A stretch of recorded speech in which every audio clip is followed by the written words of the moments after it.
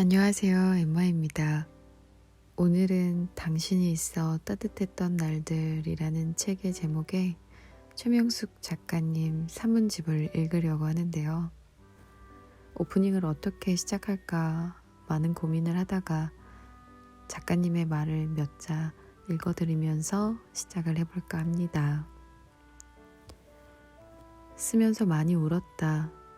또 지독하게 삼촌이 보고 싶었다. 실컷 울고 마음껏 그리워해서일까 가슴이 후련하기도 했다.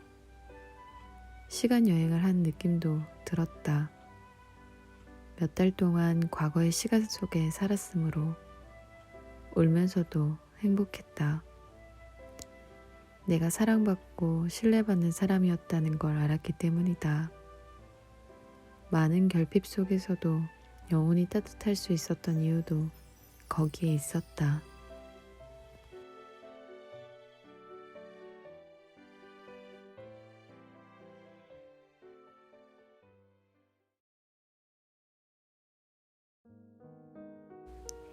삼촌이 탄 버스는 오랫동안 오지 않았다. 밖에는 이미 어스름이 내리기 시작했고 바람은 더욱 차가워졌다. 우리가 마을에서 조금 떨어진 큰 길가 버스 정류장에 나와 있는지도 한나절이 넘었다. 서울로 돈 벌러 간 삼촌은 언제나 막차를 타고 담해왔다. 그런데도 우리 삼남매는 낮부터 기다리곤 했다. 그날도 그랬다. 읍에서 들어오는 버스가 1시간마다 왔다. 다른 사람들만 내릴 뿐이었다. 마침 설을 앞둔 대목장이었기 때문에 버스마다 장꾼들로 가득 차 있었다. 그래도 우리가 기다리는 삼촌은 내리지 않았다. 막내 동생은 추위에 입술이 새파랗게 질렸고 남동생은 할 일 없이 자치기 막대기만 휘둘렀다. 내 목에 둘렀던 털실로 짠 목도리로 막내의 머리와 목을 단단히 감싸주었다. 꽁꽁한 푸르딩딩한 손을 어찌할 수 없어 입김으로 호호 불어주었다. 손발이 얼고 허기가 어둠과 함께 밀려들 때 막차가 우리 앞에 멈춰 섰다.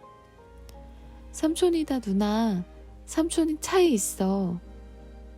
동생의 외침과 함께 차 문이 열렸다. 삼촌이 내렸다. 큰 키에 구부정한 어깨, 거기에 맨 낡은 가방, 휘적거리는 걸음걸이, 우리 삼촌이다. 우리를 보자마자 삼촌은 흰 이를 환히 드러내며 웃었다. 그러고는 메고 있던 가방을 남동생에게 휙 던지고 막내를 덥석 안았다. 추운데 뭐하러 나왔어. 집에 있지 않고. 한 손으로 막내를 안고 다른 한 손으로는 내 손을 잡고 삼촌은 개선장군처럼 집으로 향했다. 가방을 받아 어깨에 맨 남동생은 벌써 저만큼 집으로 내닫고 있었다. 우리가 무슨 이야기인지 나누며 집이 보이는 곳까지 왔을 때 할머니가 나와 계셨다. 삼촌이 돌아온 설 전날 저녁은 방이 평소보다 더 따뜻했다. 밥상도 푸짐했다. 콩나물이 듬성듬성 들어간 두부찌개가 노란 냄비에 담겨 화로 위에서 보글보글 끓고 나물 몇 가지와 부침개가 상위에 올랐다. 허룩했던 방 안이 삼촌이 앉으니 그득해졌다. 우리들의 제잘거리는 소리로 집안 분위기는 더욱 따사로웠다. 화목하다는 어휘를 생각하면 지금도 그때가 떠오른다. 더 이상 무엇으로 설명할 수 없는 화목한 모습, 이상적인 모습이었다. 우리는 서로 삼촌 옆에 앉으려고 다투었다. 대체로 두 동생들이 삼촌의 좌우를 차지했다. 막내가 삼촌 무릎에 앉으면 나도 모처럼 옆에 앉을 수 있었다. 삼촌 힘드셔. 어서 내려와 앉아. 어머니는 막내에게 눈치를 주었다. 그냥 두세요. 삼촌의 말에 막내는 의기양양해서 어머니 말을 더 듣지 않았다. 밥을 한 숟갈 떠먹을 때마다 삼촌은 우리들을 번갈아 쳐다보며 빙긋빙긋 미소를 지었다. 우리는 아무도 부럽지 않았다. 아버지의 남동생 삼촌은 우리를 볼 때마다 웃음이 끊이지 않았다.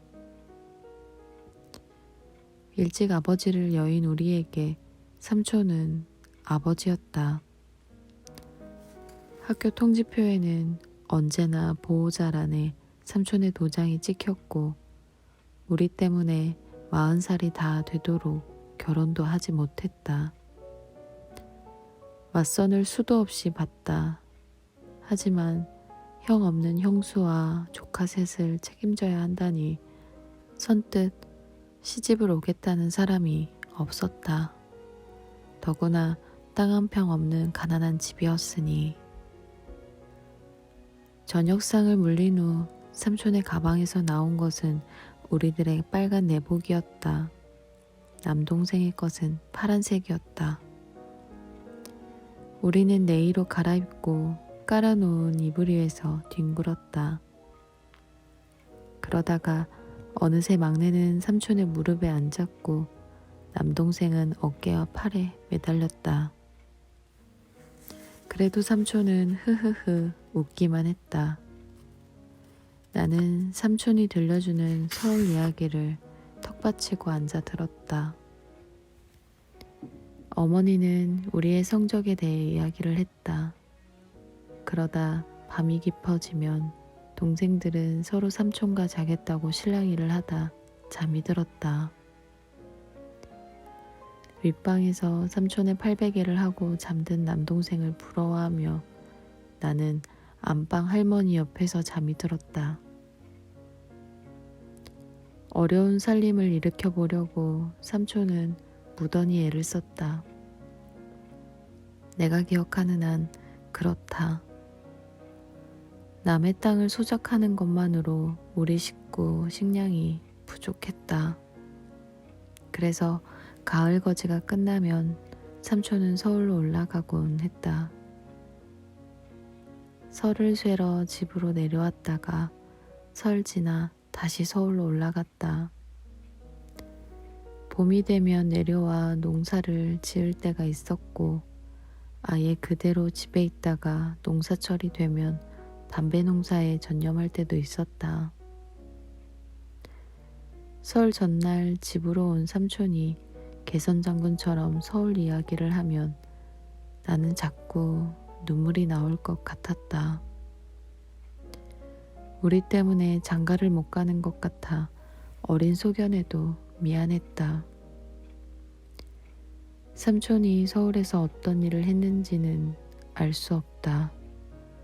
막노동이나 아는 사람이 하는 가게에서 일을 좀 하지 않았을까? 그 또한 신통치 않아서 어느 때는 겨우 입에 풀칠이나 하다가 설 전날에야 돈 몇 푼 구해 우리들의 설빔을 사들고 내려왔을 것 같다.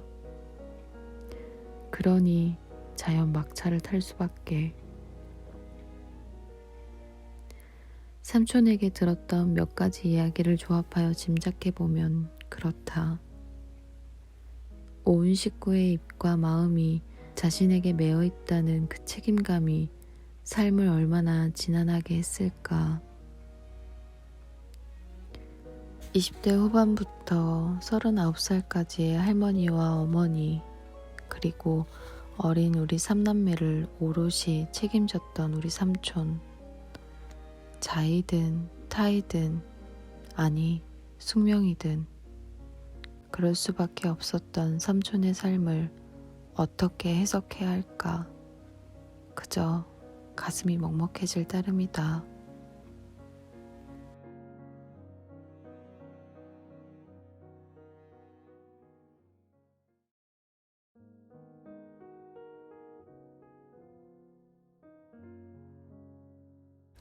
밥이 없다. 새로 지으려니 귀찮다.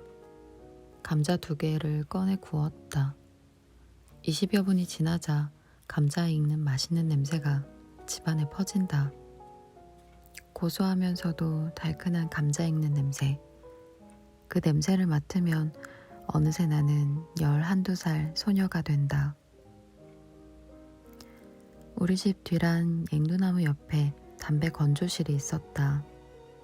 나무로 뼈대를 세운 후 흙을 개서 찢고 말린 흙벽돌을 쌓아 지었다. 그 높이가 보통 지붕보다 훨씬 높아 어느 집이나 건조실이 우뚝 솟아 있었다. 겉에는 집을 듬성듬성 썰어 넣은 흙을 이겨 발랐는데 해가 비치면 반짝반짝 빛났다. 그 한쪽에 슬며시 기대놓은 긴 나무 사다리, 장작이나 석탄을 떼던 건조실 아궁이. 여름이면 건조실 안에 잎담배를 엮어 달았고 아궁이에서는 물에 갠 석탄이 벌겋게 달아올라 푸른 불꽃을 피워내곤 했다. 처음에는 장작을 뗐는데 너도 나도 나무를 땔감으로 쓰던 시절이라 장작 구하기가 어려워 서서히 석탄을 사용하게 되었다. 잎담배를 엮어달고 난 며칠 동안은 잠을 제대로 못 자고 불을 떼야 했다. 삼촌은 건조실 아궁이 앞에 놓인 나무 판자 위에서 쪽잠을 잤다. 군데군데 모기에게 물려 벌겋게 부푼 자국은 가뜩이나 검게 그을린 피부를 더 검붉게 만들었다. 삼촌의 이가 유난히 희게 기억되는 건 아무래도 그 때문인 듯하다. 모기장이 흔하지 않던 시절이라 장날마다 어머니는 삼촌이 쓸 모기장을 할머니께 부탁하곤 했다. 할머니는 한여름이 다 끝날 무렵에야 모기장을 하나 샀다. 삼촌은 그 모기장을 자주 우리들이 자는 방에 쳐주었고 그것을 만류하는 어머니와 실랑이를 벌였다. 삼촌 다리와 팔뚝에 모기 물린 자국을 보면 속상하고 안타까웠다. 사다리를 타고 오르락 내리락 하며 마르고 있는 잎담배의 상태를 살피던 삼촌은 어느 시기가 되면 불 조정을 했다. 그리고 불꽃이 사위어 갈 쯤 남은 열기를 이용하여 감자를 구워주었다. 밭에서 막 캔 감자를 한 바가지 가지고 가면 아직은 불이 너무 뜨거워 안 된다고 할 때가 있었고 선뜻 받아 아궁이에 휙 던지며 한참만 놀다 오라고 할 때도 있었다.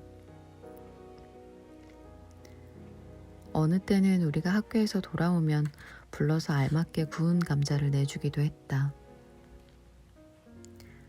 삼촌이 아궁이에 감자를 던져 넣으면 우리는 아궁이 앞 나무 판자에 앉아 기다렸다.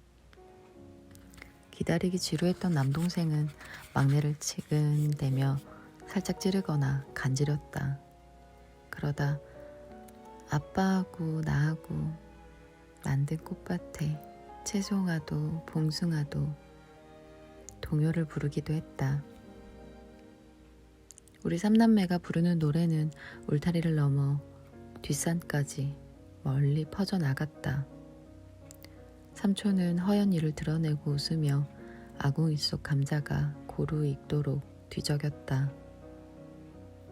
삼촌 이마에 흐르던 방울진 땀방울, 덥수룩하고 정갈하지 않은 머리, 툭툭 붉어진 팔뚝과 종아리의 힘줄, 떡 벌어진 어깨와 큰 키, 땀에 전 누렇고 낡은 러닝셔츠, 둥둥 걷어올린 바지 아래 털이 숭숭 난 다리, 검정 고무신, 건조실 앞 장독대 옆에 핀 소담한 달리아, 건듯 부는 바람, 시원스레 들리는 매미소리, 감자 익어가는 냄새와 함께 시간이 흐르고 우리와 이야기를 주고받으며 웃던 삼촌이 불을 뗄 때 쓰던 쇠꼬챙이를 들고 일어섰다.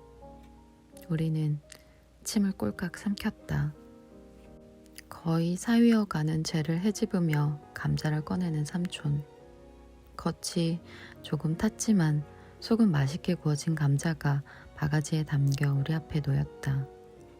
삼촌은 껍질을 벗겨 막내에게 먼저 주고 다음은 성질 급한 남동생에게 주었다. 나는 스스로 벗겨 먹었고 삼촌도 하나 먹었다. 넷이 조붓한 나무 판자에 앉아 시원스레 울어대는 매미 소리를 들으며 그렇게 구운 감자를 먹었다. 달큼하고 고소한 감자를 먹고 났을 때 우리 입가에는 시커먼 검댕이 여기저기 묻어 있었다. 삶에 지쳐 허덕일 때 가끔씩 건조실 앞 나무 판자에 앉아 구운 감자 먹던 날을 떠올렸다. 웃으며 우리를 쳐다보던 삼촌도 객지 생활을 하면서 외로울 때도 그날을 그리워하며 힘을 냈다. 다시 재현될 수 없는 지난 날이지만 추억은 오늘을 살게 하는 힘이 되었다.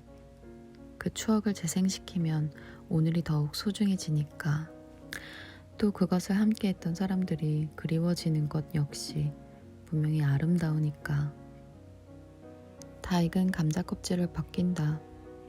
고소한 냄새는 그때나 이때나 비슷하다.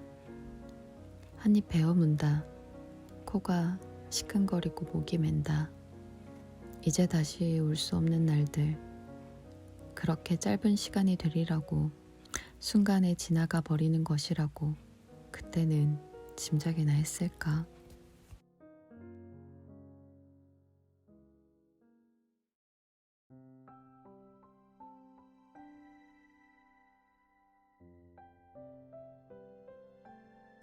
우리 마을에 시계가 딱 하나 있었다. 옆집 상인의 사랑방 벽에 걸린 괴종시계다. 누런 테두리를 하고 있는 둥근 판 안에 시계바늘, 묵직한 시계추, 그것을 받치고 둘러싼 진한 갈색의 틀.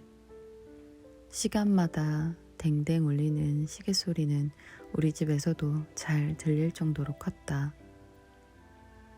그 시계 소리를 듣고 우리는 시간을 알았다. 필요할 때는 옆집 오빠들에게 묻기도 했다. 어느 집에서 아기를 낳아도 상인네로 달려와 시간을 물었다. 그렇게 유일하고 요긴한 상인의 괴종시계였다. 우리 집에도 시계가 있었으면 좋겠다고 생각했다. 우리 형편에 가당치 않은 거였다. 해 뜨면 일어나고 해 저물면 잠자리에 드는 시골. 어른들은 입에 풀칠하기도 힘든 삶인데 시계가 필요하다고 생각조차 하지 않았으리라.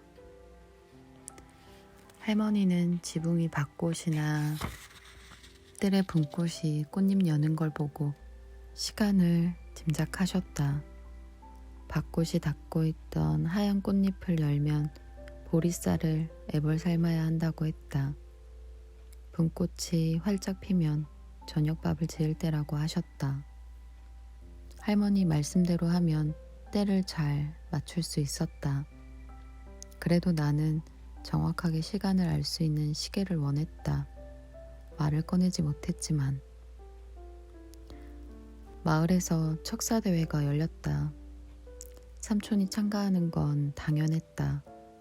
우리 마을에서 삼촌이 윷을 제일 잘 던지니까.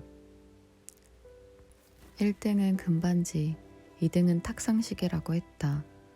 아무래도 삼촌이 1등을 할 것 같아 걱정이 되었다. 2등 해야 탁상시계를 타는데. 삼촌 1등 하지 마, 알았지? 저녁상을 물리고 난 후 화롯불을 쬐던 삼촌이 나를 쳐다보았다. 왜? 금반지 타서 할머니 드리면 좋잖아. 안 돼 삼촌, 시계 타야 돼. 다급하게 외치는 나를 보고 삼촌은 큰 소리로 웃었다. 학교만 갔다 오면 척사대회가 열리는 곳으로 구경을 갔다. 위아래 동네 사람들이 모두 모여서 환호성을 하고 야단이었다. 한쪽에는 막걸리판이 벌어지고 또 한쪽에서는 탈락한 사람들끼리 재미로 윷놀이를 했다. 대부분 사람들은 대회를 지켜보고 있었다. 애 어른 할 것 없이 모두 모여 노는 동네 축제 같은 분위기였다. 지루해진 아이들은 끼리끼리 모여 자치기, 땅 따먹기, 사방치기 같은 놀이를 하며 놀았다. 그러다 또 윷놀이 하는 곳으로 달려가곤 했다. 삼촌은 머리에 수건을 질끈 매고 스웨터를 입었다. 윷가락을 가지런히 해서 기다란 손가락 안에 모아쥐고 숨고르기를 한다. 펼쳐진 멍석을 한번 쳐다보고 입을 실룩한 다음 하늘을 향해 윷가락을 적당하게 던진다. 윷가락은 공중에서 몇 바퀴를 돌면서 삼촌이 눈길을 두었던 장소에 정확하게 떨어진다. 윷이다. 와! 짝짝짝. 삼촌의 고함 소리와 함께 예서제서 박수 소리와 함성이 함께 터져나온다. 삼촌은 업고 가던 상대편의 말 2개를 한꺼번에 잡았다. 삼촌은 또 하늘을 향해 2번째 윷을 던진다. 나는 삼촌이 잘해서 1등을 할까봐 걱정이 되었다. 2등에서 탁상시계를 타야 하는데 금반지를 타면 어떡하나 싶었다. 며칠 동안 열렸던 척사대회가 이제 막바지에 이르렀다. 밤에 마실꾼들이 와서 말하기를 아무래도 우리 삼촌이 1등을 할 것 같다고 했다. 삼촌과 마지막 승부를 겨룰 사람은 윗동네 내 친구 아버지다. 잠이 오지 않았다. 삼촌이 제발 2등 하기를 빌고 또 빌었다. 해님, 달님, 별님은 물론 돌아가신 아버지에게도 빌었다.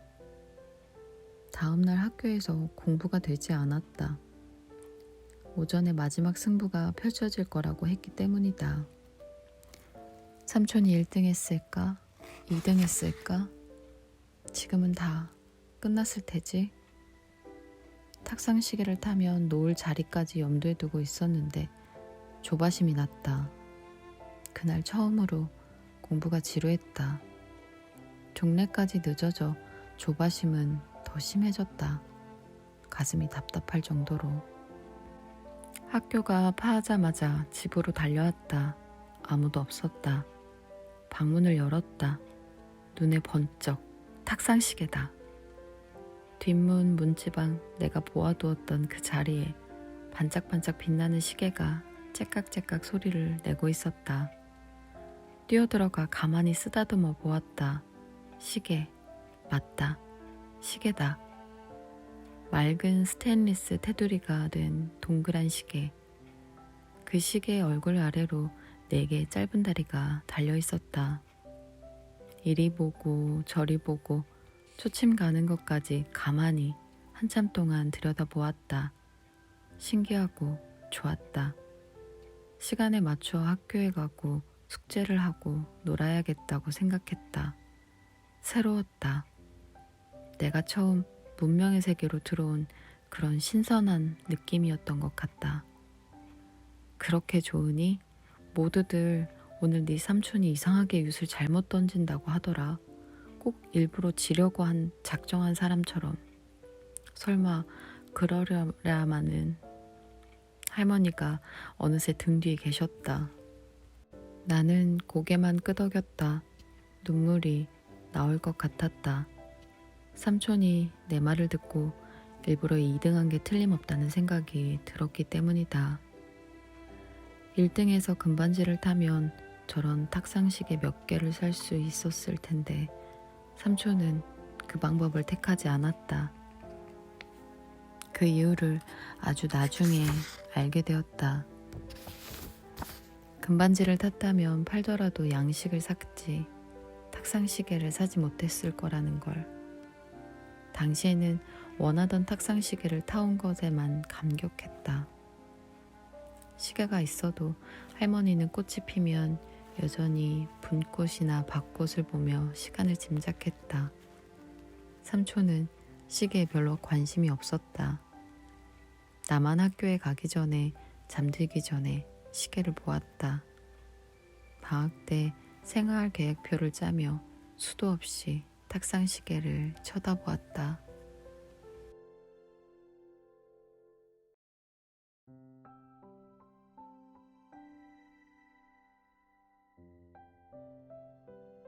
겨울이면 꼭 마을에 나타나는 사람이 있었다.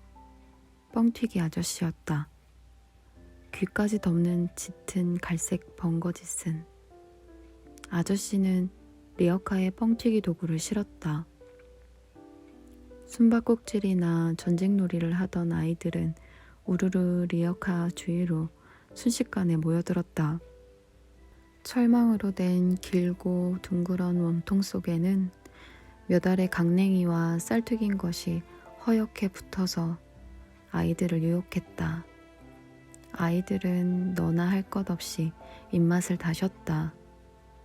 아저씨는 싱긋 미소를 지으며 장작을 지피고 지구본 모양의 뻥튀기 솥을 리어카에서 꺼냈다. 그쯤이면 이미 몇몇의 아이들은 집으로 뛰어들어가 할머니나 어머니를 조르기 시작한다. 솥을 달구기 위해 피운 장작이 활활 타오른다. 골똘히 생각하던 몇 아이도 큰 결심이라도 한 듯 집을 향해 뛰어간다. 남은 두어 명은 일찌감치 체념한 아이들이다. 뻥튀기마저도 쉽게 튀겨 먹을 수 없을 정도로 궁핍하고 여유 없는 집이 비일비재하던 시절이었다. 우리도 그랬다. 자, 이제 귀 막고 저만큼 물러나라. 아저씨의 경고가 나오고 기다란 원통형의 철망을 지구본 모양의 솥 아가리에 갖다 댄다. 뻥이야! 아저씨의 고함 소리와 함께 온 동네를 울리는 폭음이 났다. 한동안 뿌연 연기에 그 주변은 휩싸이게 된다. 한참 후 커다란 대소쿠리에 허연 뻥튀기를 쏟아낸다. 그것에 임자인 아이의 입이 소쿠리보다 더 크게 벌어진다. 아저씨는 숯 안에 있는 것을 다시 싹싹 긁어 둘러서 있는 아이들에게 한 움큼씩 손에 쥐어주었다. 감질이 났다. 아이들 등살에 집집마다 튀기다 보면 저녁 해가 설핏 넘어가고 찬바람이 온 마을을 감싸곤 했다. 어스름과 함께 아저씨는 주섬주섬 도구들을 챙기고 어둑한 동굴을 따라 리어카를 끌고 사라져갔다. 그날도 뻥튀기 아저씨가 나타났다. 우리들은 자치기 하던 것을 그만두고 아저씨 주위로 몰려들었다. 아저씨가 바가지에 담긴 뻥튀기를 한 움큼씩 우리에게 먼저 나눠주었다. 아저씨의 영업작전이다. 벌써 몇몇은 집으로 뛰어들어갔다. 남동생도 집으로 뛰어갔지만 금세 시무룩한 모습으로 나왔다. 제일 먼저 건너집 순이 할머니가 쌀을 가지고 와 튀겼다. 큰 소쿠리에 허연 뻥튀기가 가득 담겼다. 순이는 입이 한방만해져서 할머니를 따라 집으로 들어갔다. 다음은 옆집 상인의 거다. 상인은 옥수수 말린 것과 쌀이었다. 2방을 튀길 모양이다. 아저씨는 옥수수를 먼저 지구본 모양의 무쇠솥에 넣었다. 저리 가라. 다칠라. 저리 가. 아저씨가 소리쳤다. 쳐다보니 막내 동생이 무쇠솥 근처에 떨어진 튀밥을 주워 먹고 있는 게 아닌가. 너무도 속상하고 창피했다. 동생의 손을 잡아 끌었다. 그 와중에도 동생은 다른 손에 쥐고 있는 튀밥을 나에게 건넸다. 언니, 이거 먹어. 나에게 혼날까봐 그랬는지 줍지 못하게 하니 속상해서 그랬는지 눈자위가 붉어지고 있었다. 네가 거지니? 왜 주워 먹어? 집에 가! 동생의 손목을 잡아 끌고 그 자리를 떠나 집으로 왔다. 생각할수록 속이 상했다. 할머니는 화롯가에서 담배를 피우고 어머니는 저녁 준비를 하고 있었다. 할머니에게 좀 전에 있었던 이야기를 했다. 우리도 튀겨달라고 했다. 얘가 생전 안 하던 짓을 하네. 안 돼. 그게 주전부리지. 끼니가 되니? 그래도 할머니, 애기가 주워 먹었단 말이에요. 튀겨줘요. 끼니가 되지 않는다는 걸 모르지 않았다. 그래도 졸랐다. 윗방에 있던 삼촌이 내려왔다. 엄니, 후에 어찌되든 한 방 튀겨줘요. 눈치 빠른 동생이 나를 쳐다보고 쌩끗 웃었다. 삼촌의 말에 할머니가 일어나 뒷안에 있는 광으로 가셨다. 몇 마디 궁시렁대긴 했어도 삼촌이 막내의 머리를 쓰다듬었다. 광에서 나온 할머니를 따라 우리도 뻥튀기 아저씨에게 갔다. 상인에는 옥수수를 튀기고 이제 쌀을 튀기고 있었다. 튀길 것이 깡통에 담겨 순서대로 늘어서 있다. 우리 것 앞에 3깡통이나 있다. 우리 차례가 되려면 2시간 좋게 있어야 할 것 같다. 시간은 참 더디 같다. 동생은 몇 번이고 춥다고 내 품에 파고들었다. 집으로 들어가라고 해도 도리질했다. 시퍼렇게 변한 입술과 얼굴을 하고 나와 마주치면 방긋방긋 웃었다. 남동생도 신났다. 한 방만 튀기고 나면 집에 들어갔다. 다시 나왔다. 삼촌에게 보고하는 모양이었다. 동생들은 땅에 떨어진 뻥튀기를 주워 먹지 않았다. 상이가 튀밥이 허옇게 담긴 소쿠리를 들고 들어가도 무관심했다. 차례를 기다리고 있는 깡통, 우리 보리쌀이 담긴 깡통만 눈이 빠져라 쳐다보고 있었다. 드디어 우리 차례다. 남동생이 집에 들어갔다 나오고 한참 후에 할머니가 큰 대나무 소쿠리를 들고 나오셨다. 동생들의 얼굴에는 호기심과 미소가 가득했다. 드디어 뻥 소리가 나고 허연 튀밥이 긴 철망에서 쏟아져 나왔다. 할머니는 둘러선 아이들에게 한 움큼씩 보리튀밥을 쥐어주셨다. 동생들은 환호성을 지르며 할머니보다 앞서 집 안으로 들어섰다. 우리 집은 삼촌의 말 한마디면 뭐든 다 되었다.